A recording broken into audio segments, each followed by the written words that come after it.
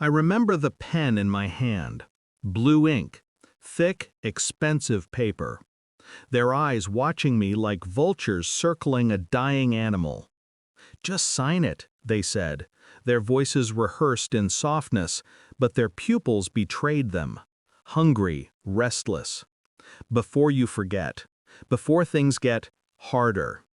They thought my age was a weakness. My memory, my loneliness. They thought I'd bend under the weight of their urgency. But I didn't sign. Not then, not ever. It started with kindness. That's how betrayal always walks in. Smiles, dinners, careful attention. They reminded me to take my medicine, drove me to appointments, called me every evening. I let them in because they acted like family when real family was absent. I trusted them. I even let myself feel grateful. That was the trick, wasn't it? Gratitude blinds you. It makes you ignore the faint, sour smell under sweet perfume. The first shadow appeared when I found the locked drawer in my study open. Nothing missing, just disturbed. A paperclip bent wrong. The silence of a room that had been trespassed. Then the phone calls. Whispered in corners, my name dropped too casually. The old man won't last. I caught one fragment when they didn't know I was listening.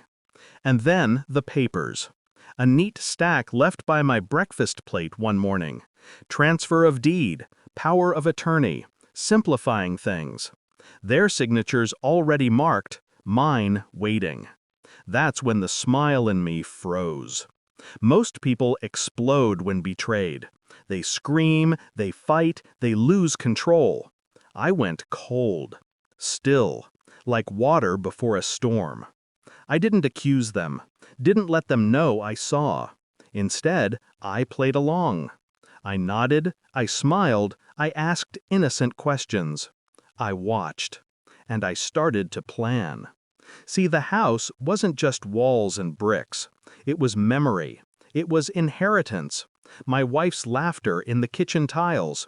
My children's height carved into the doorframe. My life lived here. And they wanted to snatch it before I was even gone. No. They would choke on their own greed.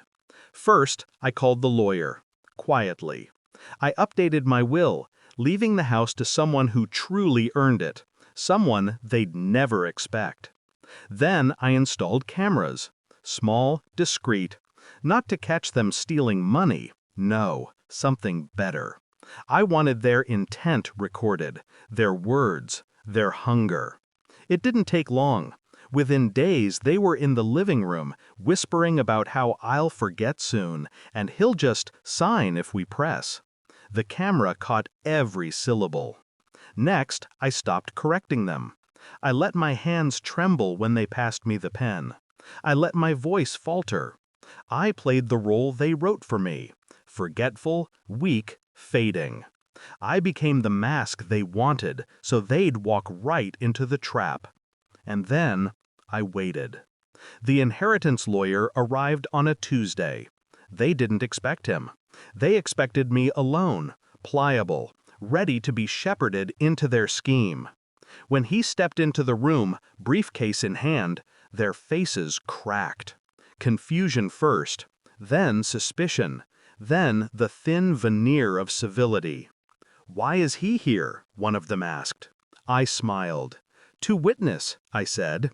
The lawyer opened his file. He laid out the updated will, the notarized deeds, the footage. Their voices played back into the room, every poisonous whisper made undeniable. They froze, like animals in headlights. One tried to laugh it off.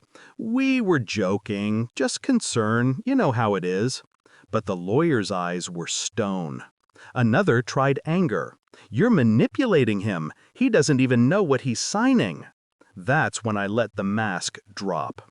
My voice sharpened. "I know exactly what I'm signing. I knew it when you tried to rob me. I knew it when you called me senile behind my back. I know it now, as you realize you've lost everything you schemed for." They shrank. power drained out of them like water through a cracked jar. The lawyer sealed the envelope. The will locked. The house safe. Every move I'd made was legal, final, irreversible. When the lawyer left, silence filled the room. They tried one last plea, voices soft again, desperate. "We were only trying to help. You misunderstood." I stood. For the first time in weeks, I stood tall. "No," I said. "You misunderstood. You mistook kindness for weakness. You mistook silence for ignorance. And you mistook me for someone you could erase before I was ready to leave." Their eyes darted, searching for a way back, but there was none. Now the house is quiet again. Mine. Untouchable. They don't come around anymore. The phone stays silent. And that's fine, because I remember. I remember who I am. I remember who they are. They wanted me to forget, to sign away everything before memory faded. But memory isn't just names and dates. It's instinct. It's love. It's betrayal etched into bone. And funny thing, they thought I'd forget them. But the moment the inheritance lawyer showed up, it was them who remembered me.